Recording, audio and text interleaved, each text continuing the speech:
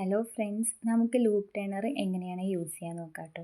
ഇത് നമ്മൾ ഡോരി ഉണ്ടാക്കാനായിട്ടാണ് ഉപയോഗിക്കുന്നത്. ഇതിൻ്റെ ടോപ്പിൽ വന്നിട്ട് ഒരു ഹുക്ക് മാതിരി കൊടുത്തിട്ടുണ്ട് കേട്ടോ.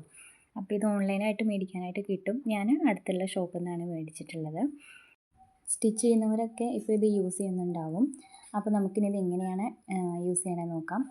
ഇവിടെ ഞാൻ 1 ഇഞ്ച് വീതിയുള്ള ഒരു പീസ് എടുത്തിട്ടുണ്ട്. അത് 2ആക്കി മടക്കി കൊടുത്തിട്ടുണ്ട് കേട്ടോ. എന്നിട്ട് നമ്മളൊരു 1/4 ഇഞ്ചിലാണ് അടിച്ചു കൊടുക്കുന്നത്. എന്നിട്ട് നമ്മൾ എക്സ്ട്രാ വരുന്ന പീസ് ഒന്ന് കട്ട് ചെയ്ത് കൊടുക്കണുണ്ട് കേട്ടോ. അങ്ങനെ കട്ട് ചെയ്ത് കൊടുത്തിട്ട് നമ്മൾ ഇതിൻ്റെ ഒരു അറ്റത്ത് വന്നിട്ട് ഒരു കട്ടിങ് കൊടുക്കുകയാണ്. അതായത് സ്റ്റിച്ചിൽ കൊള്ളുന്ന മാതിരി ഒരു ചെറിയൊരു കട്ടിങ് കൊടുക്കുക കേട്ടോ.